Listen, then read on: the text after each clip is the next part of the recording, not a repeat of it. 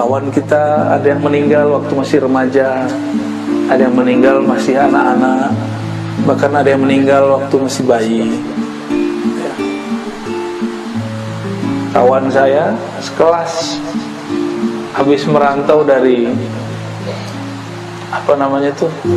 daerah Pelabuhan Ratu, Sukabumi, pulang-pulang mati. Ada kami mau masuk kuliah, saya masuk kuliah kemana, dia masuk kuliah kemana. Ketika tes harus benerin gigi dulu, cabut giginya, pendarahan, mati. Padahal itu paling pinter di kelas kita. Kalau ceramah suaranya kayak Kiai Zainuddin. Ada yang meninggal sesaat sebelum skripsi, ada yang meninggal udah skripsi, udah siap-siap mau berangkat, mau wisuda, tahu-tahu tabrakan. Lengkap misalnya. Jadi suka-suka Allah ya. Maka disebutkan kalimatnya, wa minkum may yutawaffa min qabl. Di antara kamu ada yang disempurnakan rezeki hidupnya.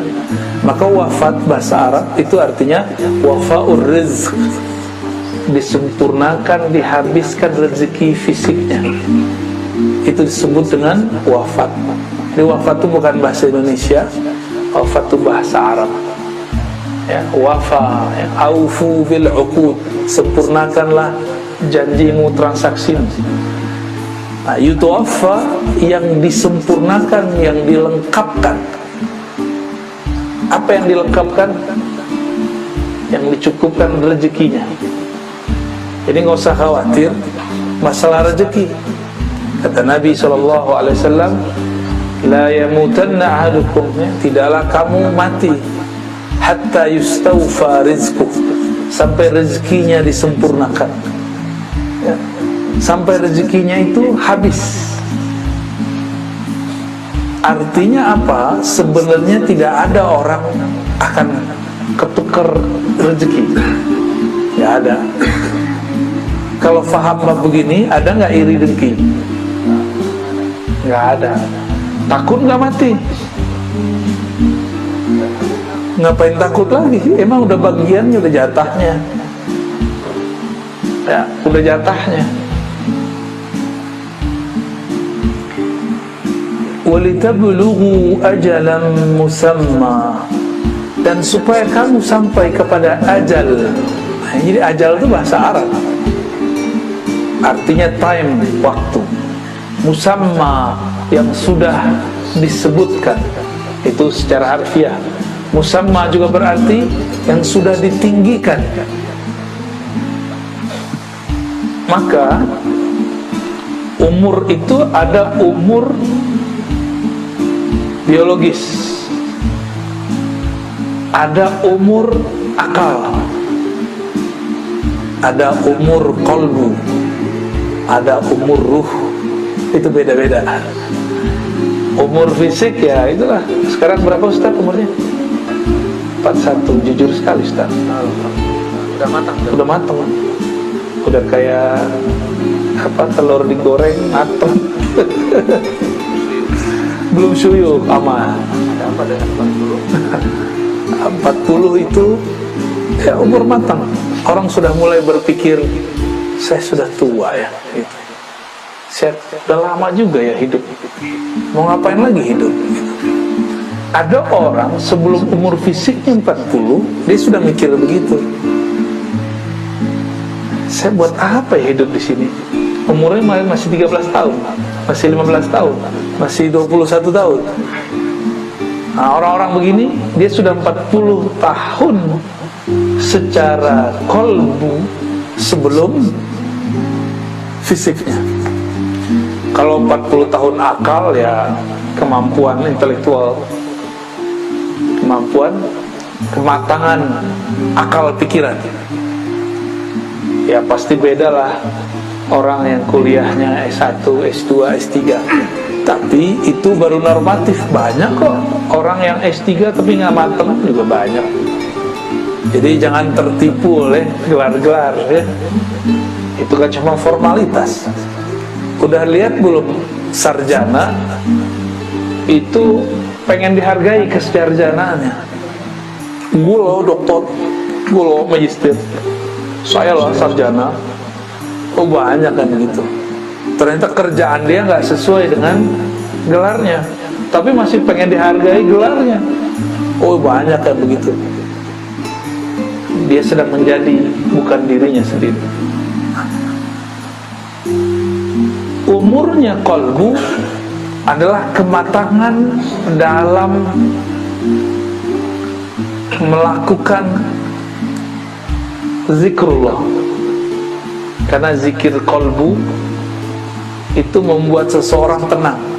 Maka orang yang matang secara qalbu, dia matang dalam mendapatkan ketenangan. Jadi dia tahu cara pola-pola menenangkan diri.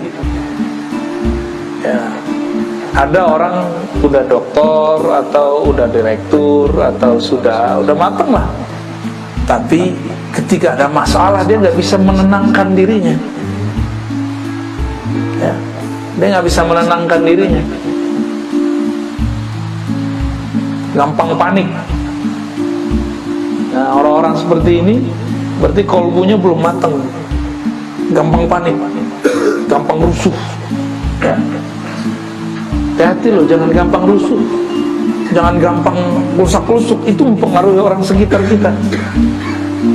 Maka kalau sakit yang tenang-tenang, ya. Ada orang sakit tenang, ada yang sakit mana yang bikin kita rusuh? Yang nomor 2 ya. Penyakitnya biasa tapi ekspresinya berlebihan ya. Itu maksudnya saya sendiri ya. Kita kalau demam senangnya begitu.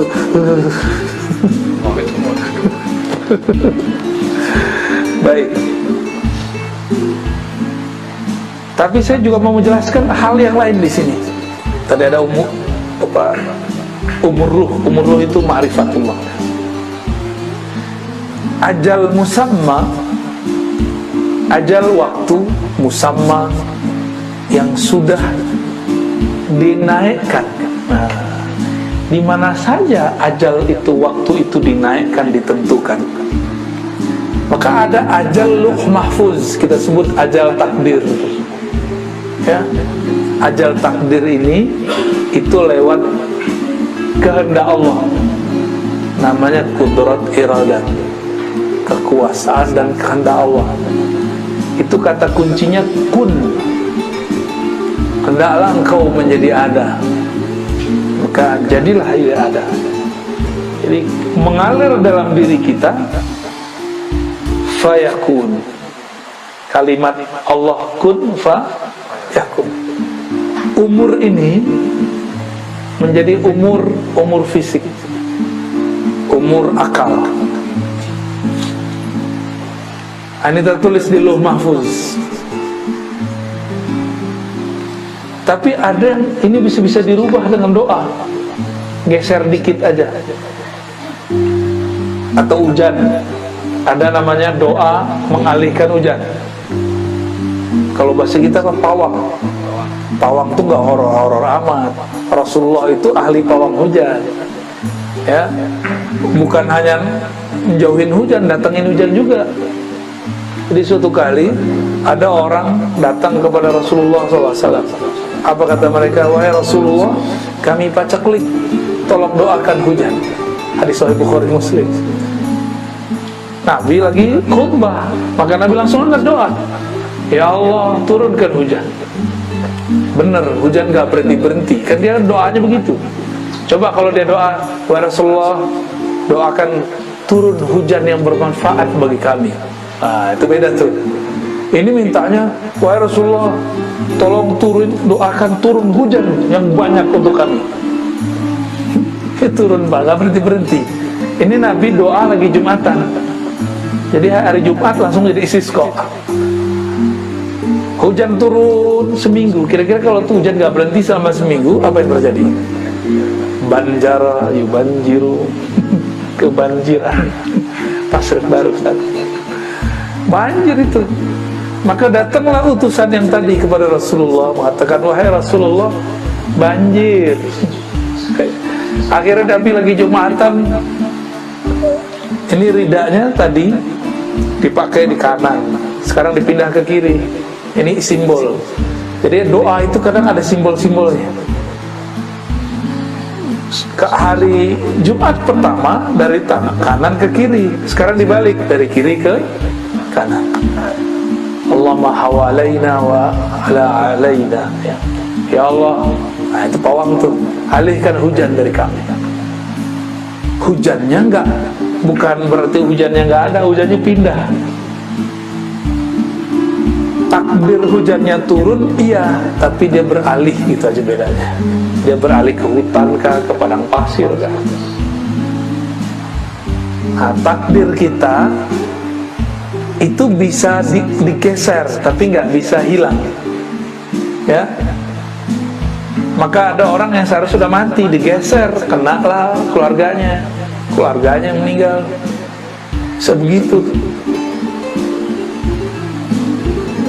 Dengan apa Allah merubah? Lagi-lagi dengan kunnya, dengan iradahnya.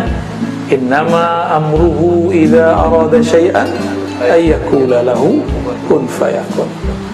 Seharusnya sudah mati, tapi Allah bilang kun, berikut, bergeserlah sedikit saja. Seharusnya jadi miskin, tapi menjadi biasa, nggak miskin. Seharusnya bergeser di jalan tabrakan, tapi karena subuhnya baca kunut, wa qina syarra ma qadait, jagalah kami dari takdir yang buruk. Seharusnya tabrakan cuma gesek aja. Jadi kalau kita bergesekan mobil gores, ingat-ingat nih makna doa ini. Mungkin seharusnya kita ini tabrakan, tapi karena berkah doa digeser dikit. Yang penting takdir tetap ada, bergesekan walaupun sedikit, gitu. Seharusnya miskin bertahun-tahun, tapi karena dia doa, berkah gurunya, silaturahmi, baca Al-Quran, sholawat, dia cuma diberi kemiskinan sesaat. Yang penting takdir miskinnya ada, gitu. Takdir susahnya ada.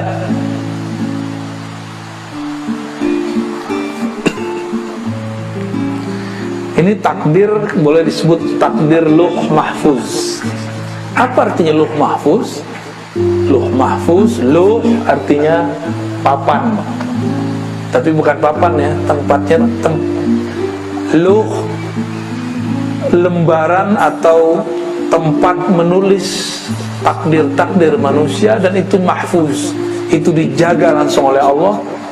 Kalau bukan Allah yang merubah, dia nggak berubah. Ya, inilah makna hadis Nabi. Tidak ada yang mendapat merubah takdir qada, ya, kecuali doa. La yughayyirul qada illa doa. Tidaklah dapat merubah qada kehendak, ketetapan Allah, kecuali doa. Pertanyaannya, doa itu siapa yang menetapkan? Jadi saya bisa doa, takdir juga nggak? Tuh, jadi jangan sok dulu ngomong, kalau gak doa gua nih gak jadi nih. Saya kan pernah cerita tuh, dulu kita naik bus, di samping saya ini, saya di tengah-tengah. Ketika kita malam-malam, saya lagi tidur, tiba-tiba pas pertigaan ada truk hantam samping kiri, pas di samping saya, di Jawa Tengah tuh. Akhirnya bus kita bergeser gitu, berhenti. Untung gak oleng. Tiba-tiba ada seorang ibu-ibu nyelutuk depan. Kalau bukan karena saya sholawat, ini bus pasti hancur. GR dia. Banyak orang-orang GR di dunia, ya. Cuma karena zikir-zikir dia yang cetek itu, dia merasa karena zikirku. Jangan-jangan kita ini merasa sukses karena cuma baca surah Al-Waqiah, ya. Ya, jangan-jangan kita merasa sukses karena solawat-solawat kita yang belum tentu diterima itu, yang belum tentu tulus. Jangan-jangan, ya.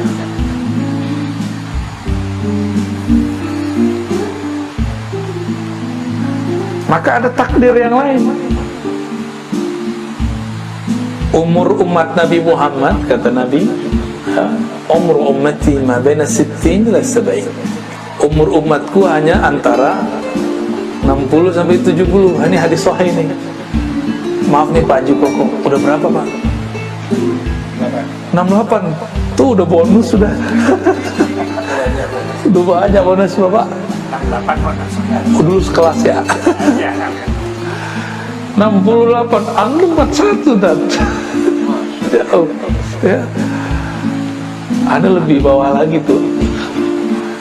68 berarti sudah 2 tahun doang kena pandemi ya, selebihnya 66 tahun tidak ada virus pandemi. Cuma kadang-kadang orang seumur bapak ini di luar sana, karena hanya pandemi itu ngeluhnya nggak tanggung-tanggung, seakan-akan 60-an tahun yang lalu itu susah terus. Cuma karena 2 tahun ini, betapa manusia gampang melupakan jasa-jasa Allah Subhanahu Wa Taala. Ya. Tadi ada takdir Lauh Mahfuz, geser dikit dengan iradah. Geser dikit dengan apa? Ya kun lagi. Maka kun itu ada 2. Kun, kafnya itu dalam ilmu huruf diartikan kamal, kesempurnaan. Nun ini bisa kesempurnaan nur, bisa kesempurnaan nar. Ya, kamalun nar, kamalun nur. Nurnya menjadi malaikat rahmat, narnya jadi malaikat Azazil. Ya, malaikat Azazil ini mantan jenderal di surga. Dulu dia pemimpin di surga, tapi dipecat. Kalau ibarat kata orang, jenderal pensiunan, ya purnawirawan. Nah itu si Azazil itu purnawirawan malaikat. Dia pernah mimpin di surga. Dia pernah mimpin di surga. Dulu ada malaikat datang, karena malaikat dikasih bocoran Lauh Mahfuz. Bocorannya apa? Akan ada sekelompok malaikat membelot. Malaikat-malaikat yang datang ini merasa takut kalau ini kelompok mereka. Jadi malaikat itu ada fam-famnya. Ada malaikat muqarrabin, ada malaikat rahmat, ada malaikat malam, ada malaikat siang, ada malaikat yang belakang namanya itu pakai in, kiraman katibin, pakai in semua. Ada malaikat yang belakangnya pakai il, Mikail, Israel, Jibril, ya. Ada Israfil. Ada malaikat yang belakang namanya pakai un, ada an. Itu famnya mereka, family-nya malaikat.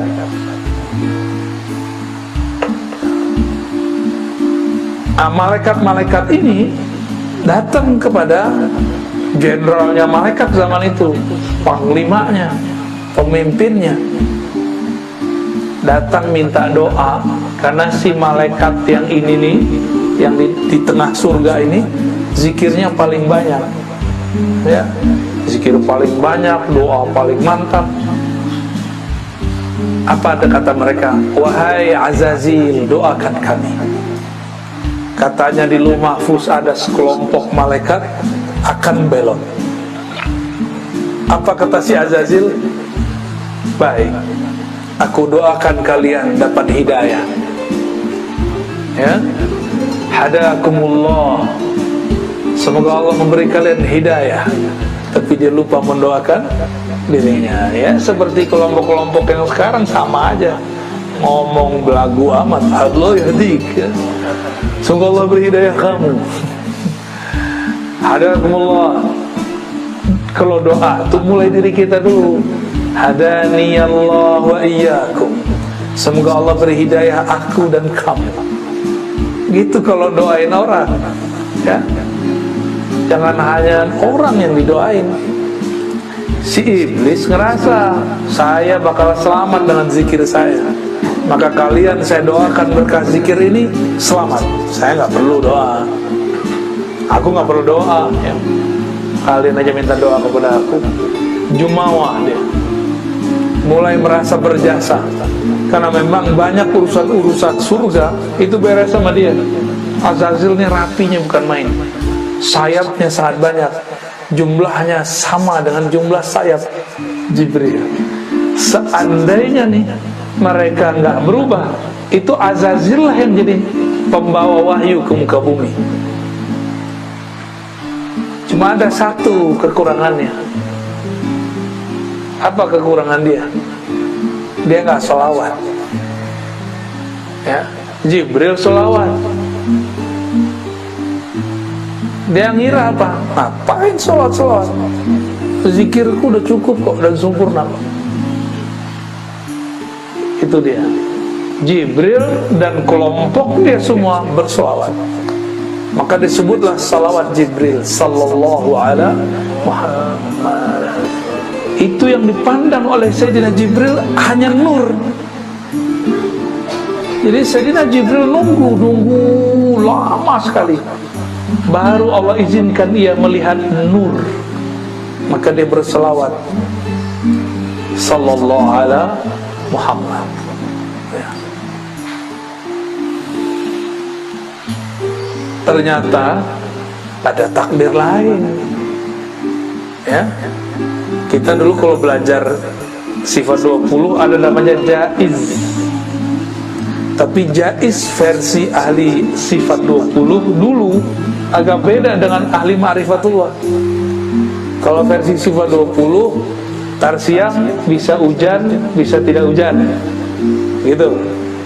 Kalau bagi saya itu masih iradah ya, kehendak Allah. Kalau jaiz itu Allah berkehendak bukan berdasarkan lauh mahfuz, tapi suka-suka dia jaiz. Jaiz artinya boleh-boleh saja. Allah terbebas dari semua hukum. Kita terikat oleh hukum lauh mahfuz, tapi Allah tidak terikat. Ini namanya jaiz. Allah suka-suka aja. Yaghfiru liman yasha ya. Allah kalau mau diampuni kita semua, kalau mau yu'azib, Allah siksa semua. Ada orang seharusnya sudah mati, tapi dia mengemban tugas-tugas dari Allah. Nabi Daud, dia harusnya sudah meninggal umur 30-an. Nabi Adam ini kan diajarkan ilmu asma, salah satunya nama-nama orang yang mati, yang hidup dari umatnya. Jadi kita ini sudah ada semua namanya sama Nabi Adam. Nabi Adam kemudian melihat ada keturunannya seorang nabi, kalau umurnya dipanjangkan 30 tahun lagi pasti sukses, ngalahin seorang raja yang zalim. Namanya Daud. Daud ini aslinya umur 30 udah mati. Nabi Daud. Apa kata Nabi Adam? Ya Rabb, ini keturunanku. Jadi takdir itu ternyata ada dua cabangnya. Selalu begitu. Jadi takdir dua cabangnya. Takdir mati, takdir hidup. Takdir baik, takdir buruk. Begitulah terus. Nabi Adam melihat takdir dia kok mengarah ke yang buruk, mati. Jadi ilmu takdir itu ada dalam ilmu asma yang dimiliki oleh Sayyidina Adam, yang mana iblis pun gak punya ilmu itu, Azazil gak punya ilmu itu. Akhirnya Sayyidina Adam mengatakan, ya Rabb, aku punya 30 tahun umurku sudah terlalu panjang, tolong serahkan ini untuk keturunanku, namanya Daud. Jadi Nabi Adam itu laki-laki tapi feminim. Bener gak? Nih anak nih kepleset masuk kolam, yang terjun turun itu ibunya, bapaknya mana gitu doang. Itu kejadian Pak ya. Waktu saya main-main ke tempat rekreasi, itu ada kolam. kolamnya bukan kolam sih, air terjun, terus ada air genangan di situ, anak-anak pada mandi. Salah satu dari pengunjung bawa anak-anaknya kecebur. Ada suaminya, ada istrinya, bapak ibunya. Ibunya yang nggak bisa berenang masuk ke dalam, tambah repot. Tapi namanya dia melihat anaknya, dia langsung turun. Suaminya, buka baju dulu ya, repot. Seharusnya kan dia langsung masuk. Naruh handphone dulu, ya salam. Udah kelelep tuh anak. Dia masih pakai logika akalnya, rasionya. Kalau seorang ibu kan enggak. Nabi Adam itu bapak iya, ibu iya. Sayyidatuna Hawa, Siti Hawa, emaknya siapa? Nabi Adam. Bapaknya siapa? Nabi Adam. Jadi Nabi Adam itu emak iya, bapak iya, secara tugas. Secara kelamin ya laki-laki. Begitu Nabi Adam. Jadi beliau ini nabi yang maskulin tapi punya sifat feminin. Keibuannya itu ada. Maka dia serahkan umurnya sebagian untuk Nabi Daud. Ketika sudah di bumi, Nabi Adam sudah lama juga ya, hampir 1000 tahun di bumi. Datanglah kawannya Israel. Kan temenan nih mereka nih ya. Biasanya Israel kalau mau cabut nyawa lapor dulu, Bro Adam, anak keturunanmu mau dicabut dulu nih. Saya dulu namanya, oh ya sudah, ayo. Itu Nabi Adam didatangin oleh Israel. Israel udah lama gak datang, udah kerja sendiri aja. Tiba-tiba Israel bilang, Adam, udah habis nih, udah habis. Udah end, udah habis waktumu. Kata Nabi Adam, yang sembarangan, saya masih punya jatah 30 tahun lagi. Kata Israel, Adam, di catatanku udah habis, udah gak ada, umur sekian ada mati. Nabi Adam ngotot, enggak, umur saya masih 30 tahun lagi. Maka Israel baliklah kepada Allah, nanya, ya Rob, ini gimana ceritanya? Ini SK main-main kayaknya nih. SK gak beres nih. Ngadu kepada Allah, Allah bilang, itu Adam lupa, kasih tahu dia, ingetin dia. Lupa apaan? Dulu dia pernah memberikan umurnya 30 tahun untuk keturunannya Daud. Nabi Daud dia belum lahir secara fisik, tapi sudah ada namanya di Lauh Mahfuz. Jalan takdirnya sudah ada. 2 jalan takdirnya, mati atau lanjut. Nabi Adam gunakan hak jaiznya sebagai hamba Allah, karena Allah punya hak jaiz yang sangat sempurna. Nah, nabi-nabi ini diberikan sebagian-sebagian. Kalau doa aja nggak cukup, ini harus dia pakai hak jaiznya dia. Jadi Allah yang maha mutlak, tidak terbatas. Ini bisa kita minta request lebih dari doa.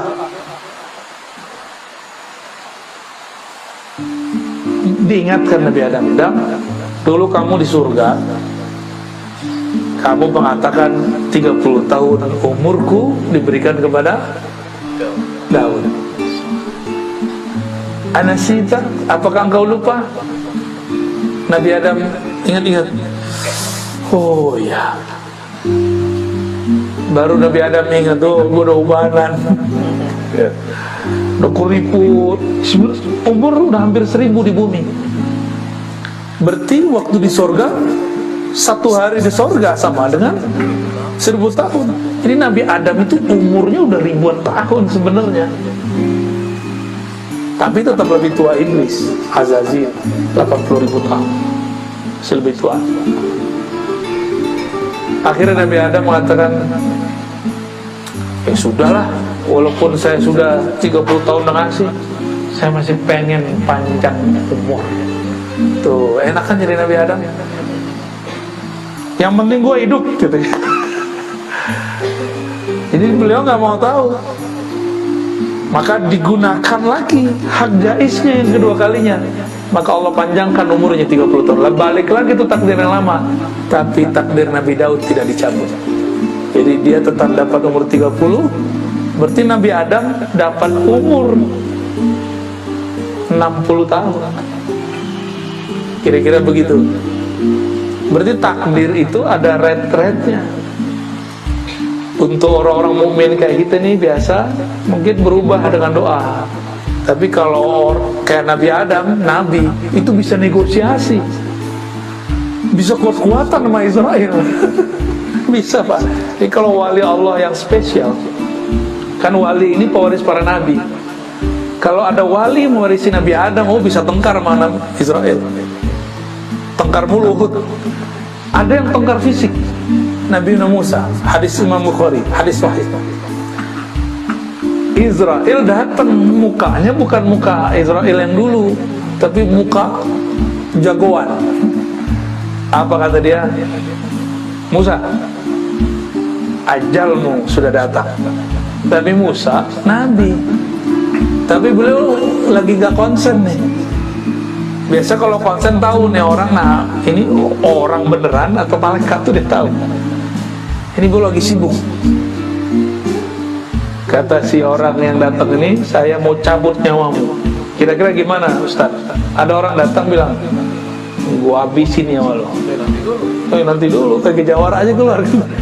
Ya tunggu dulu ya. Keluar dulu semua silat Sundanya. Silat apa namanya? Priangan. Ada nama silat ya?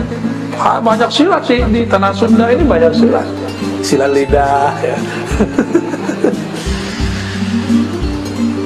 Itu Nabi Musa dulu waktu ada orang-orang Firaun jahat dipukul sama dia langsung mati. Ini ada malaikat nyamar jadi orang, jadi jawara, mirip kayak musuhnya yang dulu. Ditonjok, copot matanya. Tapi kan itu jelmaan, yang malaikatnya nggak copot, tapi jelmaannya seperti copot. Copot, habis matanya. Kuatnya Nabi Musa tuh, tengkoraknya langsung pecah itu. Itu di hadis Sahih Bukhari disebutkan. Oleh kelompok ingkarus sunnah, dia nggak percaya hadis ini, dia nggak tahu hakikat malaikat. Ini yang rusak cuma jelmaannya, malaikatnya nggak rusak. Ya. Itu Nabi Musa. Makanya Nabi Musa nambah lagi umur gitu. Jadi nabi-nabi, wali-wali itu bisa request, bisa jontok-jontokan sama malaikat maut. Gue belum pengen mati gitu. Bisa begitu.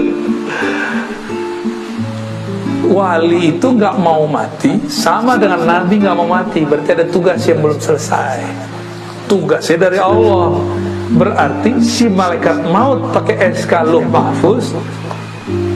Kalau nabi, wali pakai SK Jaiznya Allah.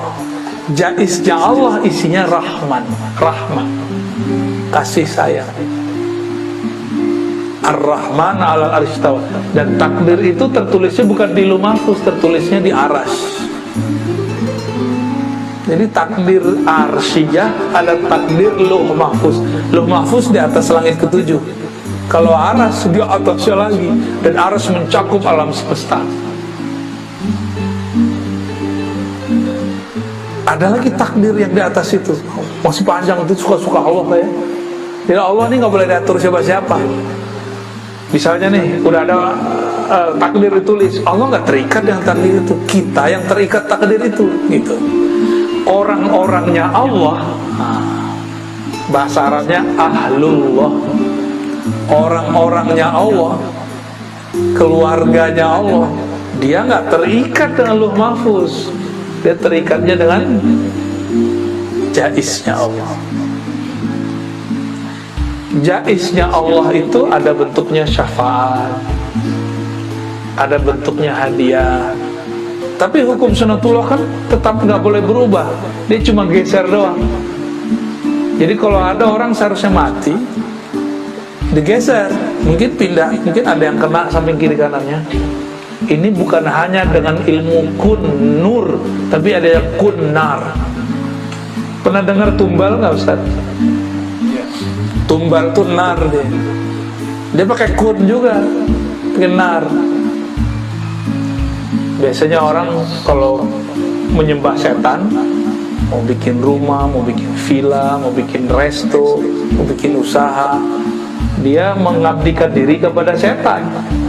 Kun juga, kan setan pakai kun juga, tapi nar. Nanti ada tumbal-tumbal. Seharusnya dia yang mati, tapi yang mati siapa? Ya, orang-orang sekitarnya.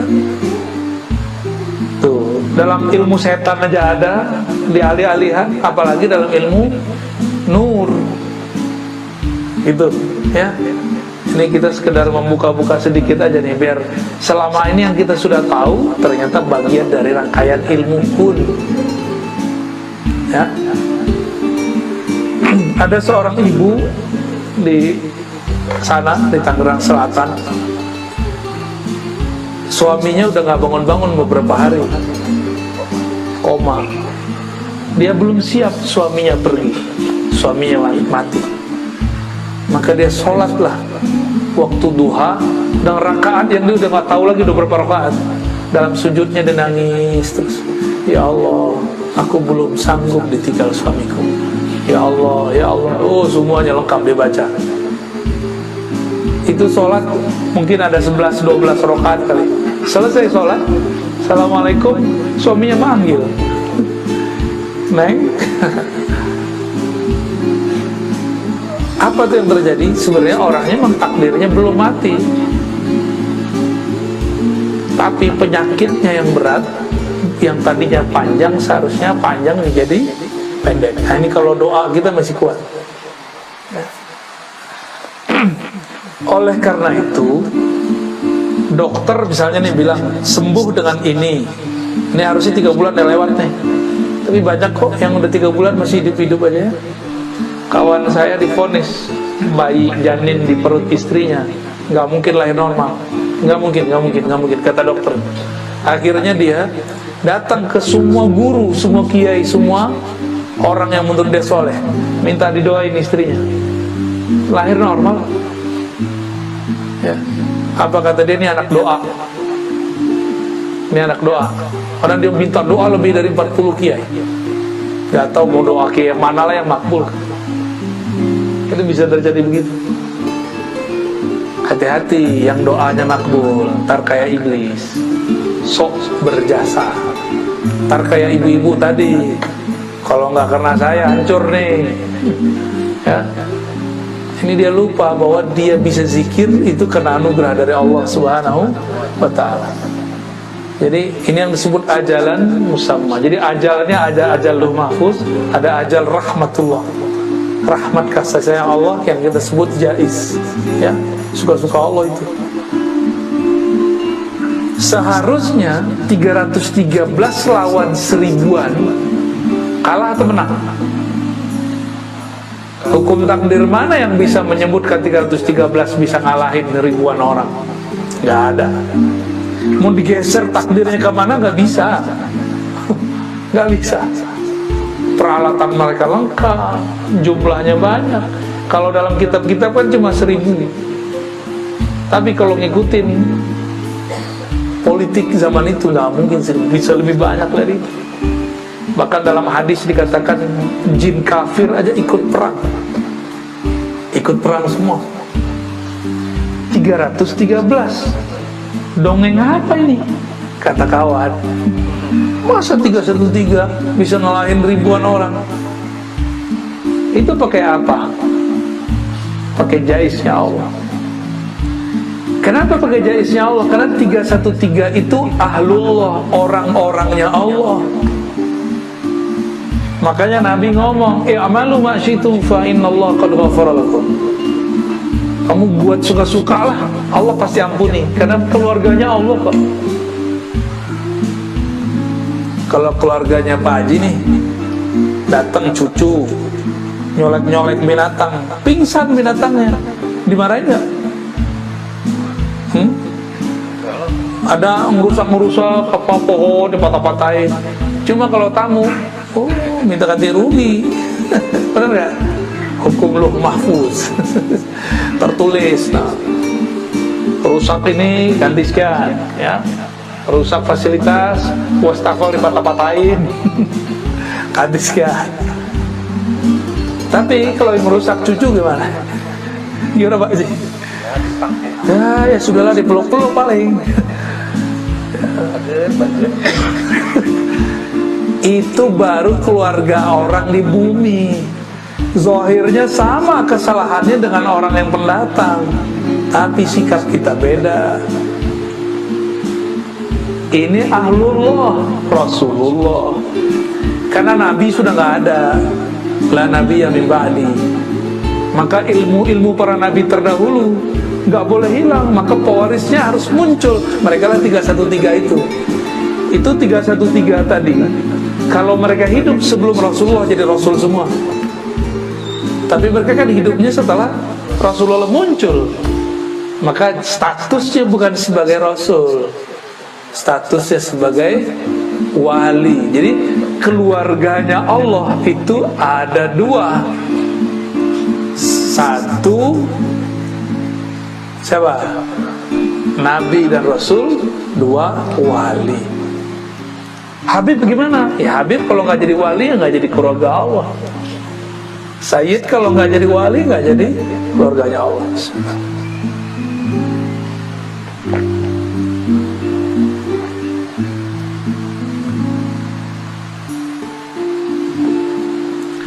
Wah udah jam setengah nih. Ayatnya baru atuh yang dibaca. Kita masuk ayat kedua ya. Surat Az-Zumar mundur nih. Surat 39 ayat 42. Ini masa dulu masih S2 nih, saya suka baca Az-Zumar kalau lagi sholat malam. Seneng ya. Baca aja. Dulu masih hafal sih ya. Sekarang sok-sok tawadu jadi buka. Biar gak dibilang hafiz.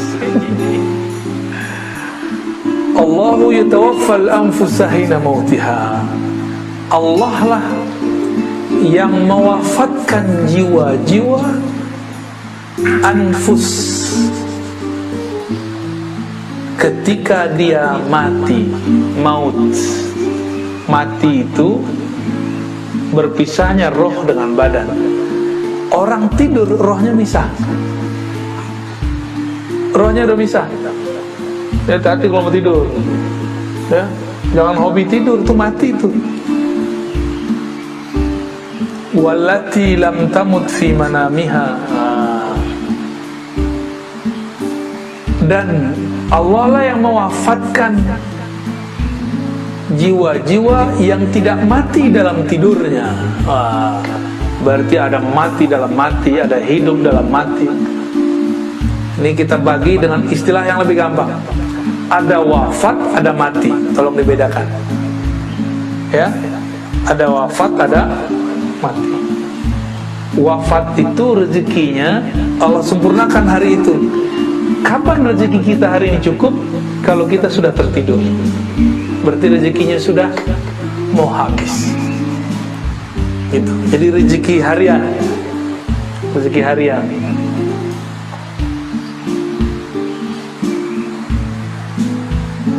Oleh karena itu kita kalau mau tidur bacanya apa? Bismikallahumma ahya wa amut. Kalau dalam hadis Imam Bukhari dibalik, amutu wa ahya. Dengan nama Allah aku mati dan aku hidup. Tuh, serem kan? Tapi kenapa orang takut mati? Padahal tiap malam dia baca minta mati. Ya Allah, itu sama dengan ya Allah matikan aku malam ini. Amut, ya Allah matikan aku malam ini, minta mati. Aku hendak mati, gitu kalau bahasa kitanya. Amutu, kan itu kata kerja motor ya. Dengan namamu ya Allah, aku mati. Dengan namamu ya Allah, aku bangun. Tadi mati kan? Tuh, ada yang bangunnya, tidurnya lebih awal dari kami. Tidurnya mungkin jam 9, jam 10. Bangunnya tetap aja duluan kita kan. Ini teman-teman nih baru tidur 1,5 jam, bahkan mungkin ada yang nggak tidur kali. Akhirnya tidurnya lagi ngaji ya. jangan diganggu. Mati kok hobi, ya nggak? Jadi ada mati, maut, ada wafat. Itu dua hal yang berbeda. Setiap hari kita wafat, disempurnakan rezeki hariannya, ditandai dengan tidur, ya. Di saat kita tidur, roh terpisah. Cuma masih ada hubungannya sedikit, mirip kayak janin sama ibu, apa namanya, hari-hari, ya. Fayumsikul lati qada 'alaiha al-maut wa yursilul ukhra ila ajalin musamma. Allah tahanlah, ini udah dipisah nih, nggak dibalikin, ditahan aja. Kalau Allah menginginkan maut baginya, bukan hanya wafat. Jadi tidur itu mati juga, tapi mati wafat. Ada yang nggak dibalikin, makanya innalillahi wa inna ilaihi rajiun, pengumuman Pak pengurus masjid.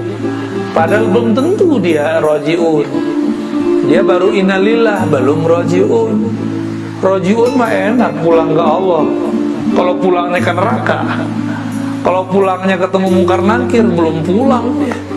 Rajiun itu pulang kepada Allah. Tahu nggak jalan pulang ke Allah? Kalau belum tahu jalan pulang, kita baru innalillah, baru menyatakan kami milik Allah. Belum tentu kita rajiun, kembali kepada Allah. Ditahan tuh sama Allah tuh, karena tidak semua orang mati langsung ketemu Allah. Enak amat mati langsung ketemu Allah, ya, selamat dong. Berarti dia keluarga Allah dong. Nih kita pergi ke luar kota, nggak ada siapa-siapa di situ, ada yang nyambut nggak? Pasti diperiksa, barang kita, bawaan kita diperiksa. Tapi kita mau ke suatu tempat, wali kotanya, gubernurnya, atau pejabatnya itu kawan kita, atau sahabat kita, atau dulu mahasiswa kita. Kira-kira gimana? Jalur khusus atau jalur biasa? Khusus. Diperiksa nggak barangnya? Dibawain nggak barangnya? Tapi kalau nggak ada siapa-siapa, bawa-bawa sendiri. Itu baru di dunia, apalagi di akhirat. Kalau kita pulang kampung, punya bapak, punya emak, yang disambut sama siapa?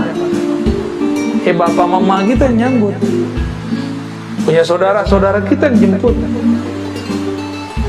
Tapi kalau nggak punya bapak, ibu, nggak punya saudara di sana, nggak punya kenalan di sana, ya udah datang-datang sendiri aja, ya. Nah, orang ini ngikut birokrasi alam barzakh. Ditanya mungkar nakir, sebelum ditanya diperiksa dulu barang bawaannya. Ya, orang kalau masuk imigrasi kan diperiksa semua. Sekarang ada namanya peduli lindungi. Wah, mirip-mirip begitu di sana. Kamu nih virus nih. Periksa dulu, cek dulu, ya. Itu cek, kalau nggak punya akun, nggak punya nama, nggak masuk namanya. Betul nggak? Kalau cuma punya nama, akun nih pelindungi, wah beres kita.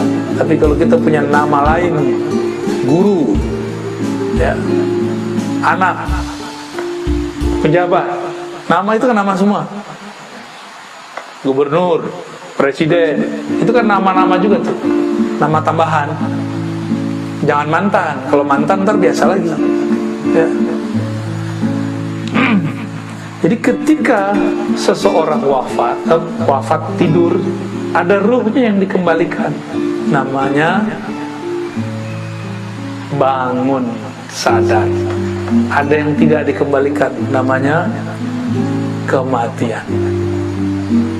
Jadi jangan main-main kalau mau tidur, benar-benar kolbunya harus siap.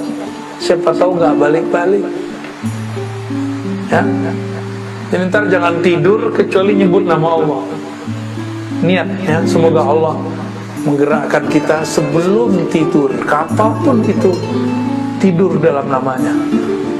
Ya, berarti kita ahlullah insyaallah, keluarganya Allah. Wa yursilul ukhra ila ajalin musamma. Allah juga lepaskan lagi tuh ruh tertentu, dibalikin sampai waktu yang ditentukan, sampai ntar malam lagi atau sampai siang dia mau tidur lagi. Inna fi dzalika laayatin liqaumin yatafakkarun. Sama dengan surat Ghafir. Hal ini adalah ayat, tanda-tanda bagi orang-orang yang yatafakkarun. Yatafakkarun ini kata kerja aktif, kaum yang berfikir, yang selalu menggunakan fikirannya. Dalam Al-Quran tidak ada kata fikir itu kata benda, semuanya kata kerja. Jadi nggak boleh fikiran itu stagnan. Badan boleh melemah, badan boleh menua, tapi fikir nggak boleh menua, harus terus progres. Ya. Orang-orang yang dulu punya bisnis dan pernah jadi raja di bisnisnya, jadi sultan di bisnisnya, terus bernostalgia di zaman sebelum online. Apa kejadiannya kalau pas online? Hancur. Masih ngomongnya dulu. Sekarang di mana? Maka mesti bersiap-siap ke depan. Yatafakkarun, ya, kaum yang berpikir. Karena ada perubahan-perubahan terus.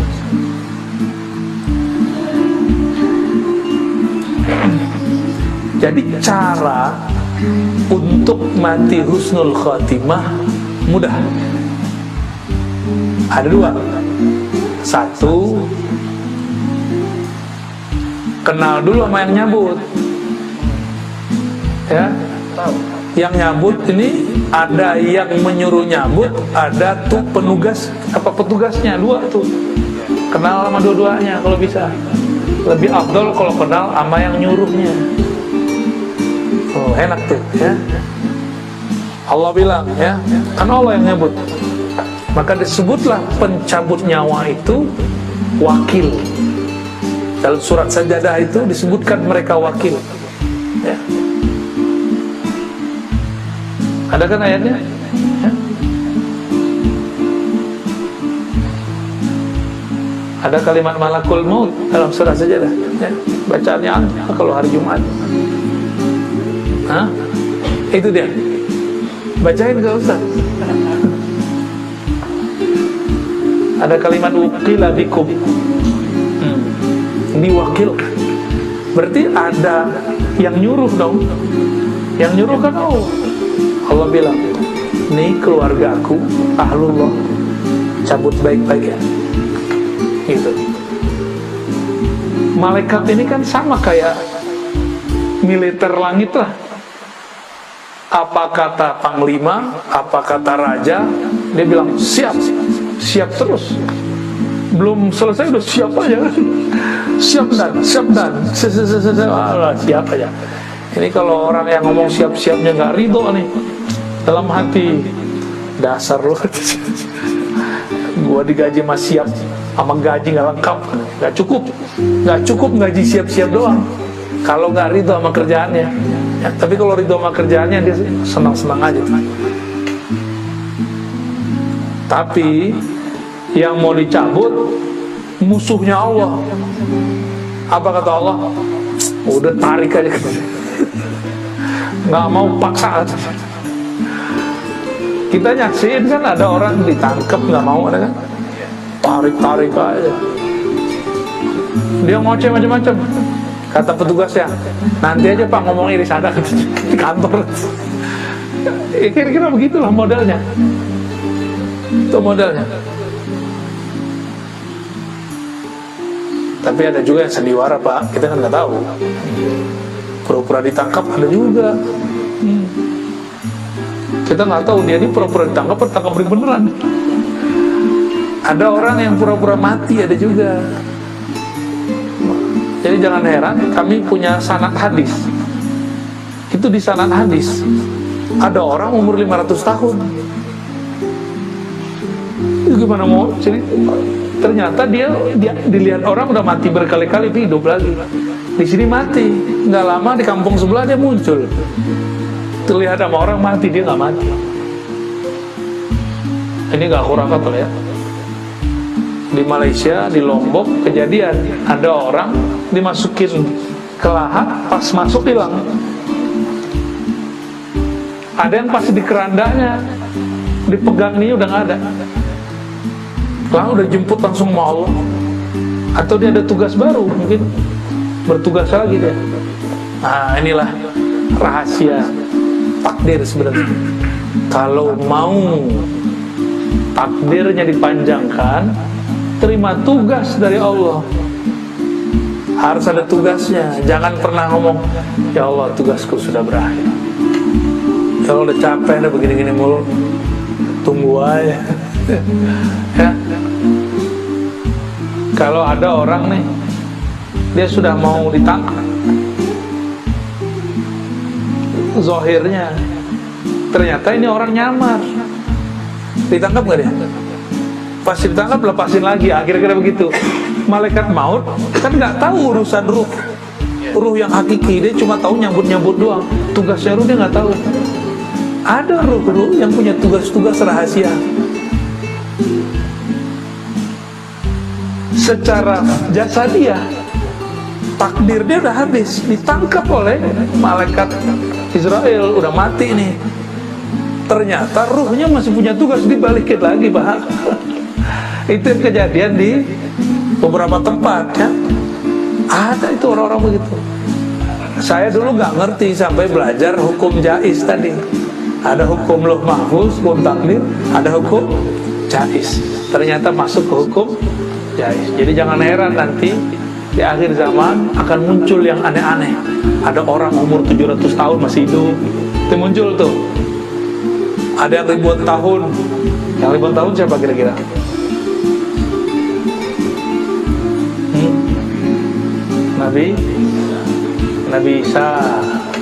Nabi Isa belum mati, tapi kalimatnya mutawaffika, aku sempurnakan jatahmu 33 tahun sekian hari.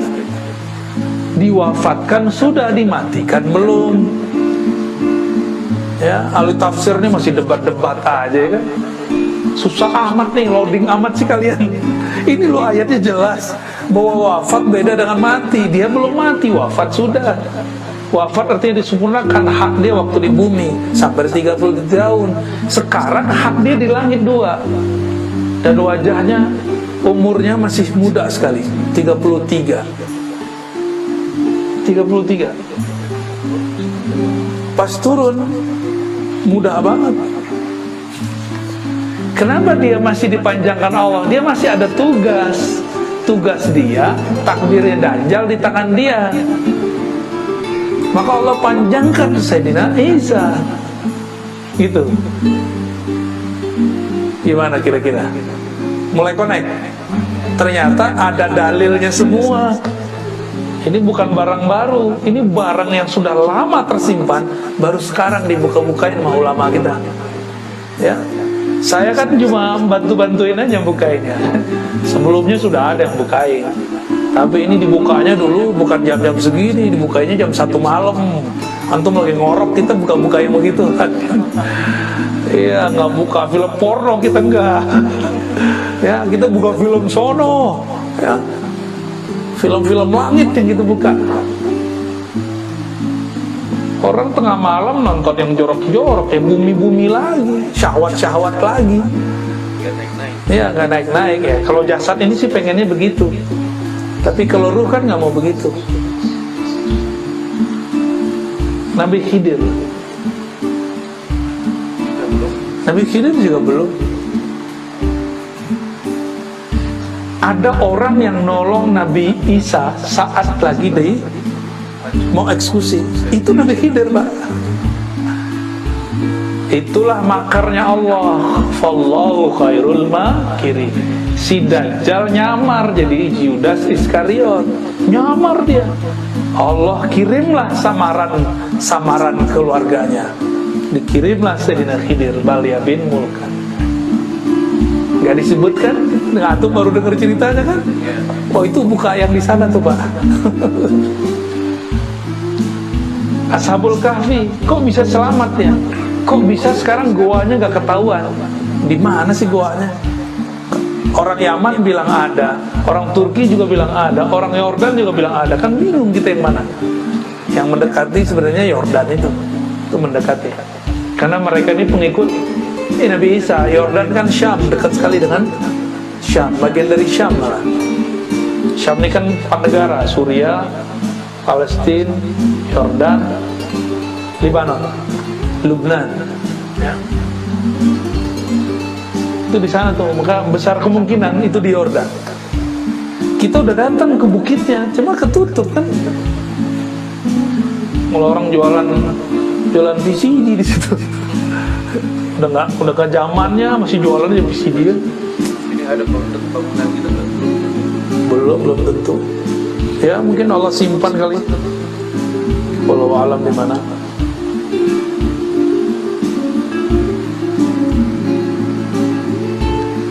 Jadi karena Nabi Isa masih ada tugas, Allah panjangkan, Pak. Itu skenario Allah, mau dihidupkan di mana kan suka-suka Allah. Jadi Nabi Isa wafatlah dia di umur 33, tapi dipindahkan hidupnya di langit kedua. Nabi Muhammad ketemu nggak waktu Mi'raj? Ketemu. Tapi sebelum Mi'raj dia sudah jadi makmum Nabi Muhammad, sempat turun waktu di Masjidil Aqsa. Jadi umatnya Nabi Muhammad dulu dia. Semua nabi bermakmum kepada Rasulullah. Itulah doa semua para nabi. Mereka minta menjadi umat Muhammad. Itu sahnya itu. Ya, maka sahlah semua nabi menjadi umat Nabi Muhammad sallallahu alaihi wasallam. Jadi kira-kira nih menurut antum, itu Jibril yang ngajarin Nabi atau Nabi yang ngajarin Jibril? Zahirnya kan kayak Jibril tuh ngajarin Nabi. Enggak, Jibril itu cuma petugas. Semuanya sudah ada dalam ruh kolbunya Rasulullah SAW. Kira-kira begitu ya.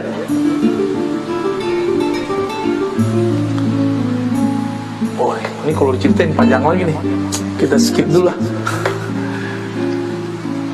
Sederhananya, orang yang meninggal itu 2.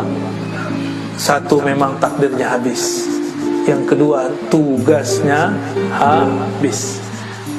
Kan dulu abah guru sekumpul habis ngaji kitab ngomong di Kalimantan. Biasanya ulama itu kalau udah selesai ngajar khatam tamat ngaji kitab, selesai tugasnya, dia berpulang kepada Allah. Bener pengalaman habis itu pulang. Dan berpulangnya baik-baik aja, nggak ada aneh-aneh. Dia tahu dia mau berpulang. Ya, beliau udah tahu tugasku sudah selesai. Ya, jadi kita nggak usah khawatir kalau tugas selesai pasti diambil oleh Allah. Ya, oh ini saya masih banyak. Oh, udah itu bukan tugas kita. Itu mah tamak namanya. Emang mau masih mengambil tugas-tugas? Ya. Rehatlah, kalau nggak bukunya kita jangan diambil, ambil SOP kita aja, ya, jangan ambil yang bukan bagian kita. Kira-kira begitu ya. Yang masih mau dipanjangkan, ya, diwafatkan tapi belum maut, ambillah tugas-tugas ahlullah, tugas-tugas keluarganya Allah. Apa tugas mereka? Menyayangi makhluk di bumi, menjaga rahmat, menjaga kebaikan, menjaga keselamatan. Bukan bunuh-bunuhin orang, bukan fatwain sesat-sesatin orang, bukan. Tapi dia menyebar rahmah kemana-mana. Yarhamu man fil ardi, yarhamu man fis sama. Sayangi makhluk di bumi. Mau jadi agen rahmat Allah, agen kasih sayang Allah. Jadi mulai keluar dari sini tidak ada lagi suuzon kepada orang. Waspada boleh, hatta kepada kelompok yang nyesat-nyesatin kita. Antum sering dibedain sama kelompok itu nggak? Jenggot kurang panjang, celana kurang jingkrang, kalau subuh kunutan, habis sholat zikiran, keras-keras lagi, tidak benar kan? Tahlilnya kenceng loh. Saya jadi ingat Abah Anom nih. Ya udah ahli bid'ah bener udah.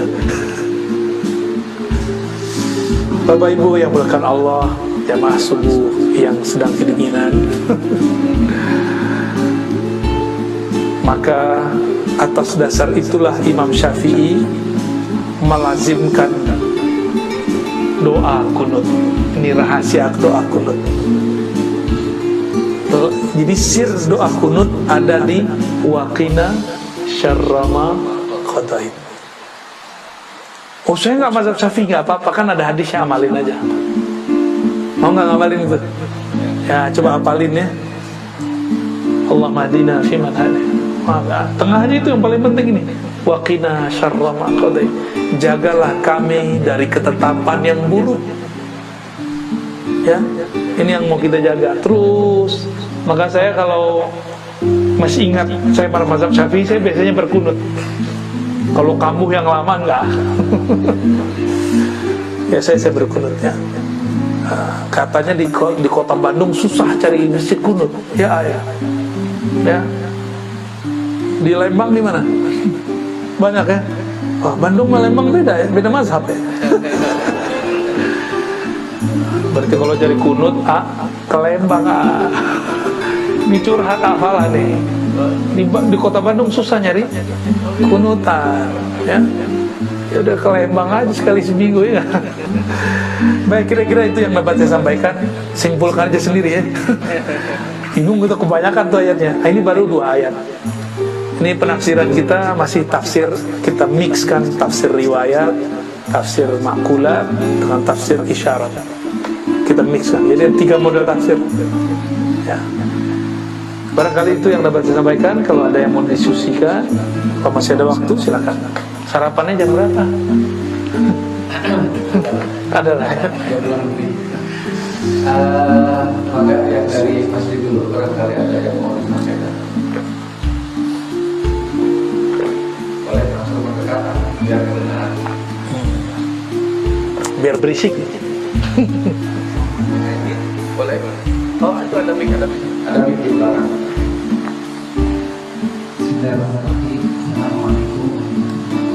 Assalamualaikum warahmatullahi wabarakatuh. Ini saya lakukan tiap malam, tiap hari, tiap waktu saya dengerin. Masya Allah. Masya Allah. Jadi setiap kali dia saya Barakallah. Alhamdulillah. awal susah memahami apa yang disampaikan. Kita sedikit Allahnya kita mengatakan Allah buat dia. Alhamdulillah. Nah, yang pertama adalah tadi kan Nabi Khidir alaihissalam memanjangkan usianya. Dan tadi dia menyampaikan kalau kita ingin memanjangkan usianya, ada tugas yang menjadi rumah kita yang menjadi dikatakan atau diberikan Ya. tugasnya Nabi Khidir yang saya tulis sekarang itu apa? Duh. Iya. Bagus. Kalau sudah tahu mau ikutin. Ya, boleh. Baik. Rahmat ya. Ya. Namanya udah Rahmat ya. Rahmat Hidayat dulu. Lengkap sudah. Udah Rahmat Hidayat, tinggal sorga belakangnya. Tapi sebelum sorga, dead dulu. Apa tugas Nabi Khidir? Kok bisa dipanjangkan Allah umurnya? Coba lihat. Nabi Khidir itu sebenarnya tugasnya mirip-mirip kayak malaikat Jibril, bawa risalah. Bedanya malaikat Jibril malaikat. Nabi Khidir itu punya fisik. Tahu juga tuh dalamnya pemalaikat, apa nggak ngerti juga kita ya. Malaikat Jibril bawa syariat yang zahir kepada Nabi Musa. Selesai, apa kata orang? Ya Musa, adakah orang yang lebih alim darimu? Hadis Sahih Bukhari, Kitabul Ilm, bab ilm. Apa jawaban Nabi Musa? Gak ada, gua paling alim di muka bumi.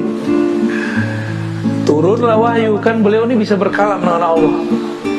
Musa, kamu boleh merasa pintar, tapi gak boleh merasa paling alim. Ada yang lebih alim dari kamu dalam ilmunya, dalam bidangnya sendiri. Siapa itu? No, Khidir. Khidir namanya Balya bin Mulkan. Dan Nabi Musa dihabisin tuh rasionya, logika rasionya dihabisin. Apa coba hubungannya ilmu sama ikan? Kata Allah, carilah Khidir, bawa ikan ini. Kalau ikan ini nanti hilang, berarti nggak jauh-jauh dari situ ada Khidir. Masuk akal nggak Pak Haji? Apa hubungannya Khidir sama ikan coba? Ternyata berhubungan. Nabi Khidir ini nabi, kalau orang Indonesia dulu apa? Nenek moyangku seorang pelaut. Nabi Khidir ini tinggalnya di laut. Kalau di laut berarti urusannya sama ikan. Maka diberi simbol-simbol begini nih. Itu Allah titip, Allah selipkan di Quran. Nanti ada masa kalau umur kita panjang, kalau saya masih rutin ke sini ya, insya Allah nanti kita buka tuh simbol-simbol di Quran itu yang unik-unik. Ada simbol air, ada simbol awan, ada semua, ada simbol tanah. Itu semua simbol-simbol aja tuh. Indah kalau kita ngerti simbol-simbol itu. Quran itu nggak ada ujungnya, nggak ada ujungnya Quran itu. Simbol-simbol ini dibawa oleh Nabiullah Musa. Tapi Nabiullah Musa belum ngeh nih maksudnya. Ikan dibawa. Kata Allah, jika itu hilang berarti di situ ada Khidir. Dia bawa anak buahnya, khadamnya ya. Namanya siapa? Yusha ya. Yusha ini patuh aja, bukan main sama Nabi Musa. Tapi kan dulu moyang kita Nabi Adam pernah lupa ngasih umurnya ke Nabi Daud. Itulah lupa pertama manusia. Karena Nabi Adam pernah lupa sekali, maka sampai nanti kiamat lupa menjadi genetik. Jadi nggak usah bilang saya nggak boleh lupa. Emang kita udah takdirnya lupa. Nabi Musa bisa lupa, coba Yusha bisa lupa. Jadi malaikat aja ya. Terus jalan. Terus Nabi Musa bilang, kita rehat lagi yuk. Rehat. Pas rehat, Nabi Musa nanya, Yusha, aina samak, aina al-hud? Mana ikannya? Yusha merasa bersalah. Biasa kan dia khidmah, dia bertugas. Wahai Nabi Allah Musa, saya lupa ikannya di mana. Tempatnya dibawa, ikannya nggak ketahuan. Akhirnya Nabi Musa nggak marah. Nabi Musa nggak marah, karena nggak boleh marah. Ini lagi belajar Hidriyah nih, nggak boleh marah-marah. Ya, itu Nabi Musa lagi masuk ke Thariqat Hidriyah kalau bahasa kita zaman ini. Ya, karena mau belajar risalah yang diturunkan Allah ke Nabi. Ya, saya ulang tadi. Ada Jibril di langit, ada Khidir di bumi. Ini membawa risalah langit, ini membawa risalah bumi, sama. Cuma bedanya, ini risalah langit itu isinya hukum normatif syariat yang zahir, sedangkan Nabiullah Khidir itu dapat risalah batin. Dapat risalah batin. Kejadian setelah kejadian, itu yang dibahas oleh beliau. Jika ada suatu kegiatan, apa ujungnya? Ujung-ujungnya ini menjadi syariatnya Nabi Khidir. Nabi Musa nggak marah. Nabi Musa mengatakan, ya udah kita balik. Ini Nabi Musa loh, berproses loh belajar. Masa kita nggak berproses ya? Dan itu lama sekali. Sampai kemudian ketemu. Jadi dia udah sekali berhenti. Ketemulah tempat berhenti yang pertama. Ternyata itu ikan sudah nggak ada dari tempat itu. Dia udah bawa aja tuh tempat kan. Yusha ya. Disitulah kemudian yang mengatakan, oh di sini. Ya udah, dia tunggu. Gak lama habis itu datang Nabi Khidir. Nabi Khidir mengatakan, kita buat kontrak belajar dulu ya, kamu nggak bakal sanggup lah. Nabi Khidir langsung hantam dia. Satu, logika, apa hubungannya ikan sama Khidir, dihabisin tuh. Yang kedua, Nabi Khidir kemudian hancurkan egonya Nabi Musa. Apa kata Nabi Khidir? Kamu gak bakal ngerti. Disitulah Nabi Musa merendah. Ya, wahai Tuhan, apakah engkau berkenan mengajarkan apa yang Allah ajarkan kepadamu?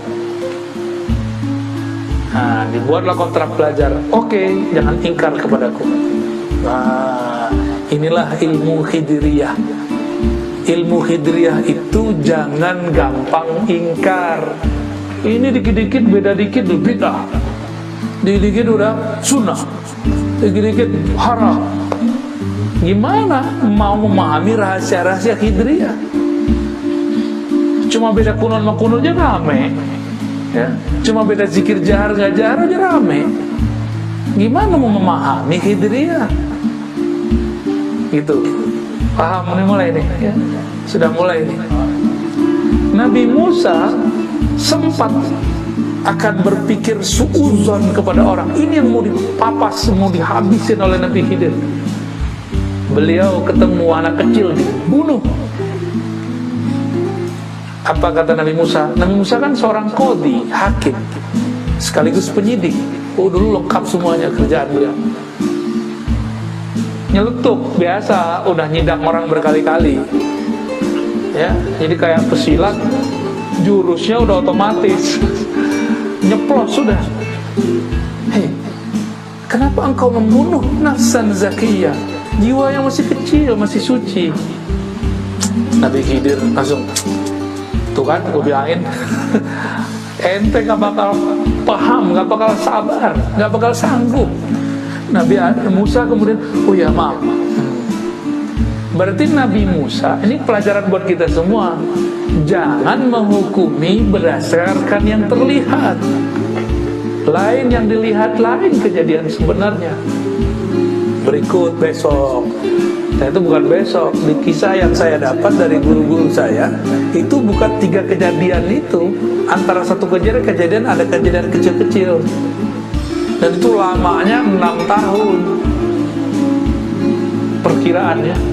Lamanya 6, nyantri kepada Kiai Khidir.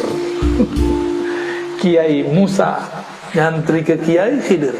Nabi Musa nyantri kepada Nabi Khidir. Masya Allah, Nabi masih belajar. Antum Nabi nggak? Hah? Udah Nabi belum? Masa nggak mau belajar, belagu amat ya?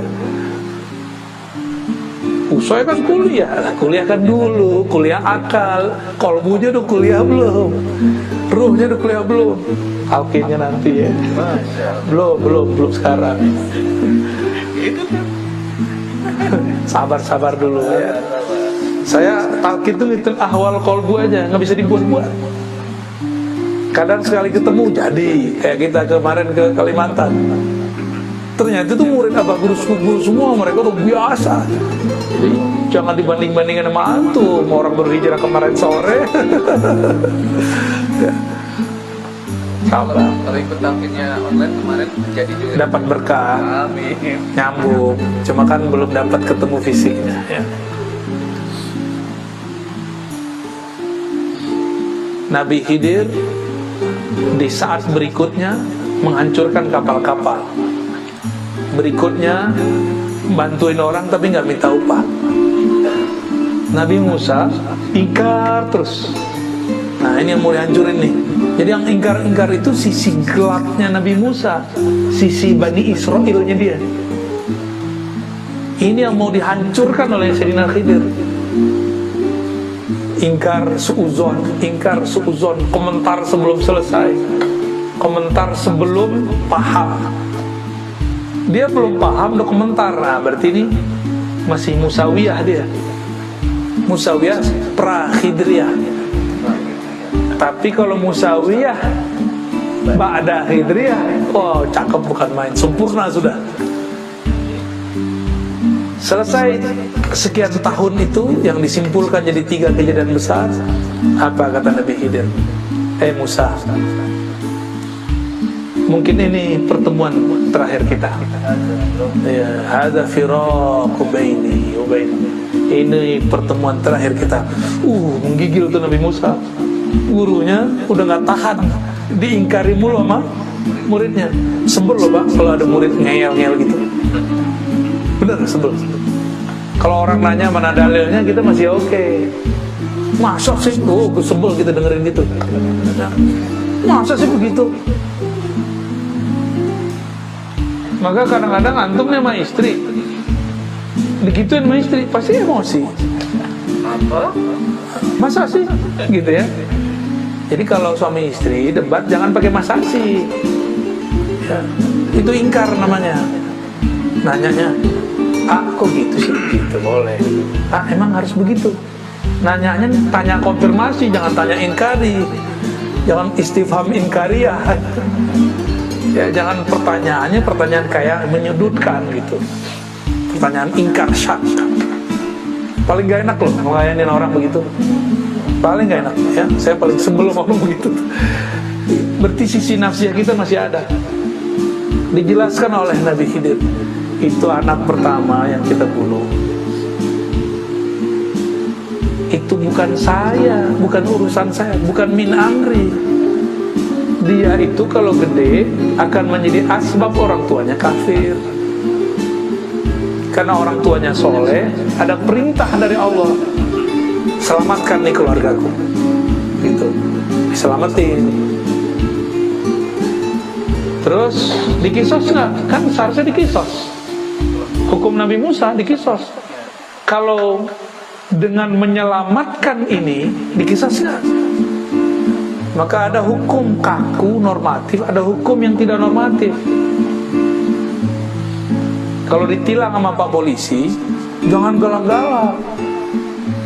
Ya, salamin aja, iya Pak Polisi, maaf saya salah. Ntar ditanya, mau kemana Bang? Mau kemana Mau kemana Teh? Mau pengajian? Yaudah, sono. Nah, itu dia tuh. Dia kan ada rahmat di kolam dirinya. Tapi kalau gitu, apa lo? Gua nggak salah kok, ngapain berhentiin? Tambah gregetan, nama dikerjain sama dia. Ya. Ada kan orang begitu? Paling sebel yang begitu.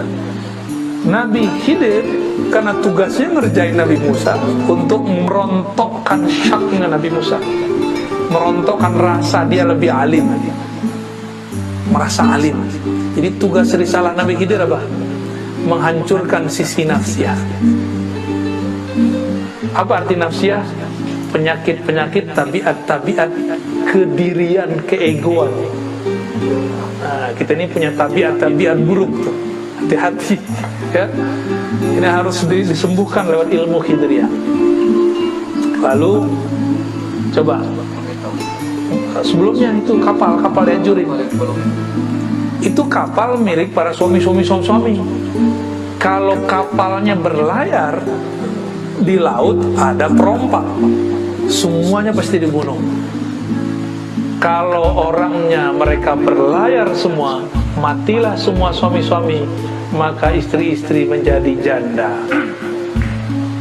Mending janda bakal ada yang ngawinin lagi. Ini gak ada yang mau ngawinin aja, gak ada. Semuanya mati.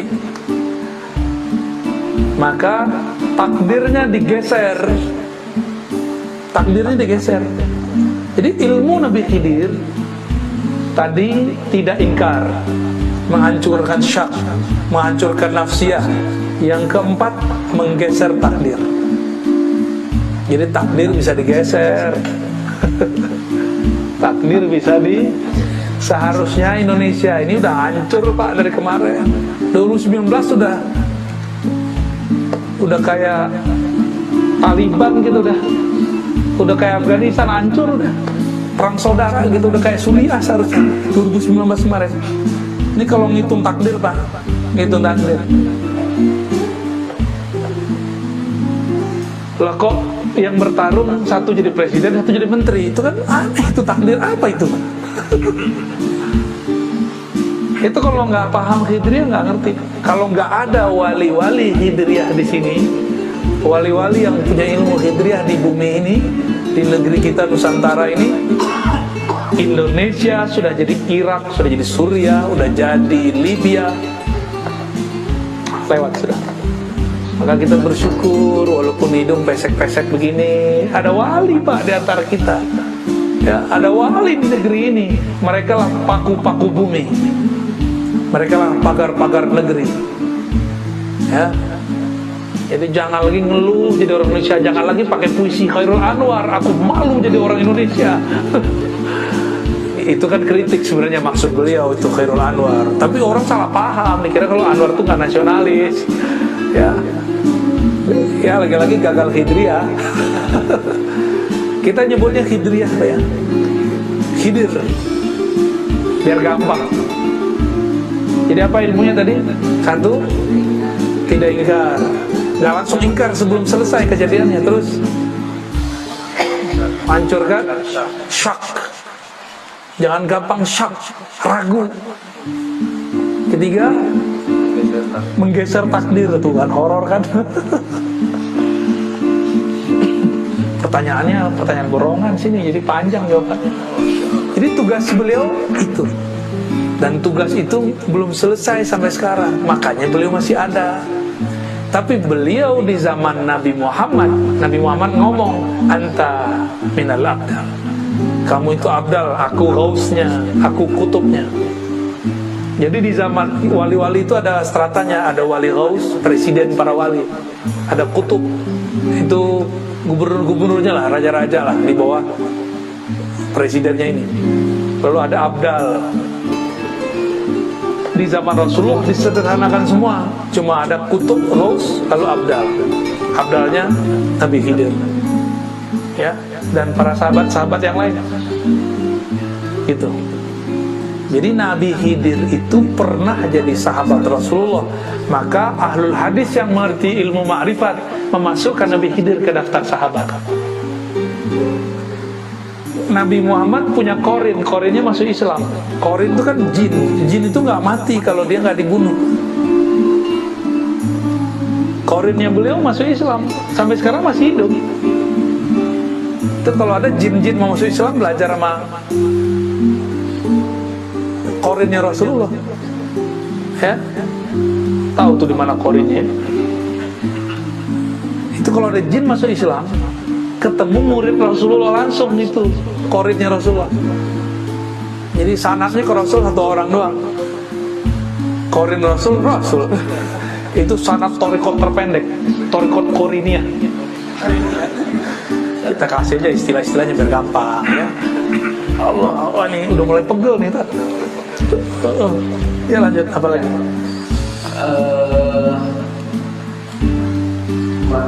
Sebetulnya pagi minggu ya ada beda lagi miskin, tapi masih ada dua. Yang pertama pendek sekali mungkin dari Pak Jadi. Tolong dibacakan doa yang dikirim untuk umat Muhammad. Allahumma juri umat Muhammad dan seterusnya. Kan antum udah apa? Imam Suyuti menyebutkan dalam risalah-risalahnya, Nabi Khidir ini berdoa. Apa doanya? Allah marham umat Muhammad. Ya Allah, rahmati, itu rahmat lagi.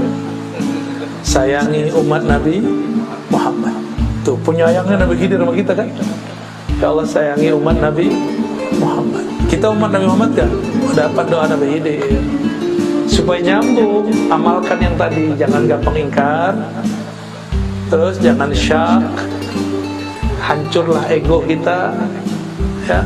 Lalu tunggu aja takdir nanti bergeser, ya. Dan nikmatin, ini takdir di Indonesia sudah banyak yang bergeser, Pak. Tsunami, udah banyak. Tsunami yang terjadi kan sekali. Kata Amerika bakal ada tsunami lagi kan? Nah kejadian, itu takdir yang bergeser. Takdir yang digeser sama Allah itu kalau nggak ada wali hidriyah di sini lewat kita. Itu Allah marham umat Muhammad. Maka ciri-ciri wali hidriyah penyayang umat. Ciri-ciri wali setan bukan hanya menyesatkan, memecah umat. Orang udah nyatu dipecah sama dia. Orang udah beramal disesatkan sama dia. Orang udah beramal soleh dibid'ahkan sama dia. Itu wali setan itu, bukan wali hidriyah itu, ya. Dan tambah banyak, ini nggak akan tambah sedikit, ya. Semoga Al-Ma'sum nanti rajin buat kajian-kajian Ahlus Sunnah yang sudah dapat nur hidriyahnya, ya. Jangan sibuk hal-hal yang ya, kecil-kecil lagi. Ini persoalan kita, umat kita sudah banyak ini, ya. Kita kembalikan, kenapa ada surat Al-Kahf? Ceritanya cerita Khidir sama Nabi Musa. Itu kita praktekin sekarang, ya. Allahumma arham ummat Muhammad. Apalagi Allahumma aslih ummat Muhammad. Ya Allah, islahlah umat Muhammad. Disatukan gak mungkin, diislah mungkin. Jadi jangan bermimpi mau nyatuin umat. Saya ini dulu belagu amat, mau nyatuin umat, mau nyatuin ustaz. Waktu saya masih remaja, ada salah satu mentor kami ingin menyatukan ustaz. Dua ustaz nih, satu LC Tamatan mana, satu LC Tamatan mana. Kalau saya masih LC Ciputat. Ya, si mentor kita ini ingin mengislah dai-dai, ustaz-ustaz. Maka dia undanglah makan bersama di rumahnya. Apa kata LC yang satu? Kalau ada dia, gue gak hadir. Kata yang kedua, kalau ada ustaz PA itu, saya gak hadir. Akhirnya dua-duanya tidak, jamaahnya hadir semua, jamaahnya kuciwo. Kita mikir, ini yang badung kita apa ustaz kita sih, ya. Yang bejat kami apa ustaz gitu, yang nggak bisa dibenerin kolbunya kami jamaahnya apa ustaz. Disitulah mohon maaf, saya sudah nggak percaya dengan performan penampilan. Saya udah nggak percaya dengan gelar-gelar kiai, ustaz, LCM, dokter. Saya udah nggak percaya. Saya percayanya dengan hidriyah. Ingkarkah dia? Syakkah dalam dirinya? Egonya, ego nggak tuh? Ego kan dia lewat sudah. Kalau itu ada, gelar nggak penting. Ya. Makanya jangan heran. Allah kalau mau membuat seorang terkenal, dibikin terkenal walaupun nggak tamatan sekolah agama, nggak tamatan IAIN, UIN atau Timur Tengah. Ustaz Arifin Ilham Allah bikin terkenal dengan zikirnya. Di Bandung ngajar hikam, urusan jurusannya elektro, ya. Ngomong kolbu, manajemen kolbu, sempat Allah naikkan namanya. Nggak nyantri, cuma santri kalong. Yang dokter-dokter di UIN kemana? IAIN mana? Dokter Azhar mana? Lewat sama popularitas dia, karena dia berbicara rahmat. Ya, tapi namanya setan kan gak akan diem, diserang terus, dijebak terus. Ya, semoga Allah selamatkan ya para kiai, para masyaikh itu. Ya. Gak akan dibiarin, gak akan dibiarin selamat. Saya ngomong begini gak akan dibiarin diam. Antum dengerin, oh setannya banyak tuh ngencingin telinganya tadi pagi tuh. Untung sebelum tidur niat, ya Allah saya mau ngaji. Akhirnya kencingnya nggak masuk ke dalam. Kan begitu kata Nabi. Orang yang nggak bangun subuh itu setan dia bulu ala udunai. Kencing bahasa kasar banget ya. Emang begitu sih ya. Buang air kecil kencing di telinga. Sehingga kita nggak. Jadi setan itu sampai sekarang masih berbuat seperti ada kencing, ada makan, ada kawin dia. Stres juga dia, ngerokok juga dia tuh. Stres, udah disesatin balik lagi, udah disesatin balik lagi, itu, gitu. Allah mansur umat Muhammad. Di riwayat lain Allah majbur, artinya sama. Ya Allah bantulah umat Muhammad. Jadi kalau kita sudah membuang nih karakter-karakter buruk itu, kita akan dapat 3 ini. Dapat rahmat, diislah walaupun berbeda. Ini saya yakin pasti fahamnya macam-macam nih. Ya, jenggotnya macam-macam soalnya. Ada yang nggak berjenggot. Ya, Pak Anu jenggot nih. ada yang gamisan, ada yang jingkrangan, macam-macam lah. Ini aja orang tinggalnya kan. Kalau nggak pakai gitu ya suzon namanya. Ya. Bakal sujon. Iya sedang bersama. Waduh, gawat. Kira-kira begitu ya. Satu lagi Bu ya, boleh? Apa tuh? Satu lagi. Oh ya. Ya, sedikit aja jawabnya ya. Apakah nanti di kuburan kita sendirian atau pertemuan dengan teman atau siapa? Antum mau ketemuan? Boleh. Syaratnya Saya mau pindah kampung, pindah negeri. Mau ketemuan gimana caranya? Kenalan dulu. Baik-baikan dulu. Ya, kirim doa dulu lah, kirim Fatihah. Di dunia kirim hadiah. Karena fisik, hadiahnya fisik. Kalau dia sudah meninggal, kirim ke ruhaninya Fatihah. Kalau guru masih hidup jangan Fatihah doang. Ya. Masa guru ngaji kita Fatihah doang? Ya lapar juga dia. Jadi kalau punya guru ngaji di kampung, kasih hadiah apa? Kalau kita pulang bawa. Sekarang tuh orang butuh duit, kasih duit ya. Guru ngaji, guru agama, guru sekolah. Gak hanya guru-guru agama kalau bisa. Guru yang bikin kita bisa ngerti cara menjalani hidup.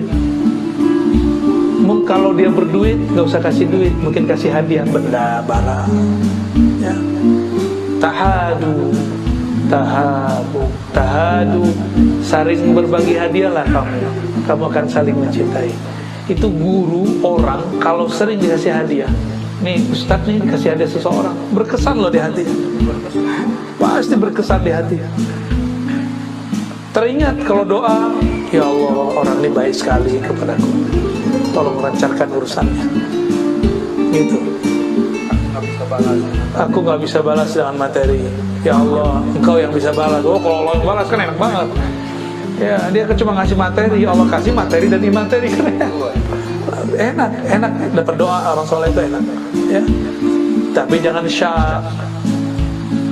Masalahnya kita sering syak. Jadi mungkin gak ketemu, mungkin kalau di dunianya sudah baik, saling kenal, maka bergurulah, bersanatlah, berikhwahlah, bersaudaralah. Jangan nafsi-nafsi sendiri-sendiri, berjamaahlah walaupun kita pasti berbeda-beda. Ya, ini namanya islah, saling pengertian. Ya, terus kalau sudah meninggal kirim doa lah, pasti nanti kita dipertemukan. Orang di alam kubur itu kan pindah alam doang. Kalau urusannya beres di imigrasi Munkar Nakir, kita bebas lagi. Cuma kalau nggak beres ya udah di situ aja ngendon sampai nunggu siapa datang. Ya, teman kita ditahan di imigrasi, kalau nggak punya kenalan di situ dipulangin. Ada kawan kita Ustadz ke Hong Kong, salah penjelasan, salah jawab ketika ditanya, kamu kemana, mau apa, siapa yang menjamin kamu? Salah jawab, dibalikin. Ya, masih mending dibalikin, ini ditahan Pak. Jadi carilah kenalan, dan kenalan terbaik adalah baginda Rasulullah. Kita nggak bisa kenal Rasul kecuali lewat guru, maka kenalilah guru. Gurunya punya guru, gurunya punya guru, nyambung kepada sang maha guru Rasulullah SAW. Untuk itu mari kita kirim Fatihah untuk guru-guru kita semua, ya, terutama sang maha guru Rasulullah SAW, untuk orang tua yang mendidik kita semua, untuk kawan-kawan yang dulu pernah membersamai, untuk semua yang hadir, semua yang berjasa dalam hidup ini. Ya Allah, sampaikan salam cinta kami, doa kami. Al-Fatihah.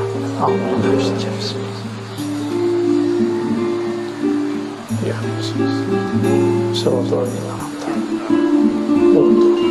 Allahumma ya Rahman ya Rahim, ya Munazzil al-Ghais, ya Allah yang menurunkan hujan. Pagi ini Engkau ya Allah turunkan hujan kepada kami sebagaimana derasnya hujan ini ya Allah. maka deraskan juga rahmat-Mu turun kepada kami.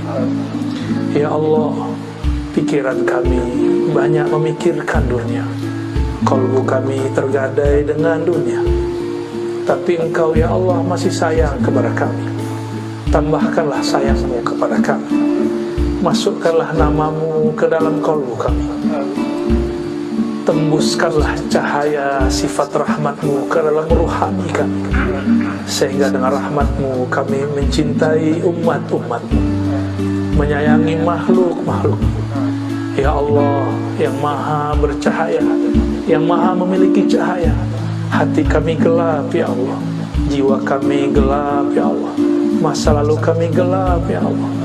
Dengan nur-Mu ya Allah, dengan cahaya-Mu ya Allah, terangilah masa lalu kami, masa ini dan masa mendatang. Terangilah pikiran kami dengan akal yang sahih. Terangilah kalbu kami dengan cahaya nama-Mu, cahaya zikir-Mu, cahaya ilmu. Ya Allah, imla' qulubana bil yaqin. Ya Allah, penuhi kalbu kami dengan keyakinan. Buanglah semua syak, semua ingkar. Ya Allah, akhlak kami sangat buruk, tabiat kami sangatlah keras. Dengan kelembutan-Mu ya Allah ya Latif, lembutkan sikap kami, lembutkan kata-kata kami, lembutkan akhlak kami kepada pasangan kami, kepada anak-anak kami, kepada tetangga kami, kepada orang-orang sekitar kami. Ya Allah, kami ini pernah kasar kepada orang tua kami, kami pernah menyakiti orang tua kami, kami pernah membuat mereka putus asa ya Allah, kami pernah membuat mereka mengelus dada ya Allah, kami pernah membuat mereka menangis karena pola tingkah kami yang tidak bisa diatur. Tapi Engkau ya Allah, Engkau maha pemaaf ya Allah, maka berikanlah maaf Engkau kepada kami, dan jadikan orang tua kami memaafkan kami dengan maafnya Engkau. Bi'afika ya afu, bimaghfiratika ya ghaffar ya ghafur. Dengan maaf-Mu, dengan ampunan-Mu ya Allah, maka ampuni kami yang hadir pagi ini, yang mendengarkan kajian ini pagi ini.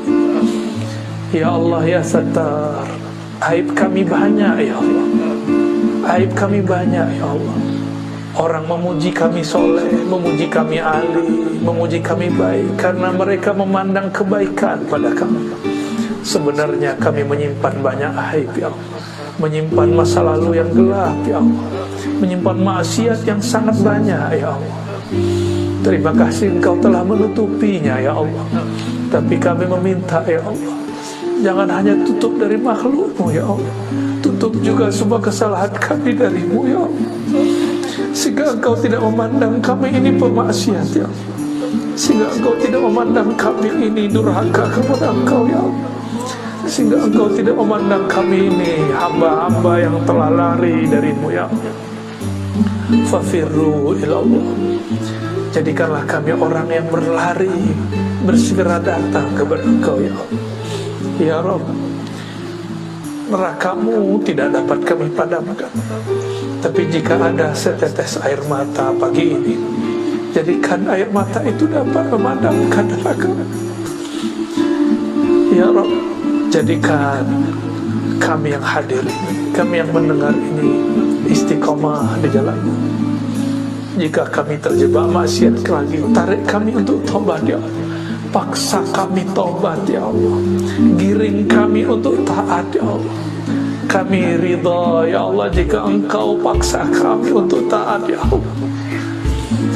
Paksa kami bangun malam hari ya Allah, paksa kami bangun ketika orang tertidur ya Allah. Allahumma ya aliman bidzatis sudur, wahai yang mengetahui yang terdalam dalam hati kami, mohon ya Allah, jadikanlah nama Engkau yang paling terdalam dalam kalbu kami. Ya muqallibal qulub, sabbit qulubana ala dinika wa ta'atik. Wahai yang bolak-balik hati, pagi ini kami mukmin, siang mungkin kami kufur ya Allah. Pagi ini kami mungkin saleh, mungkin nanti setelah ini kami maksiat lagi ya Allah. Namun demikian ya Rabb, Engkaulah yang bolak-balik hati.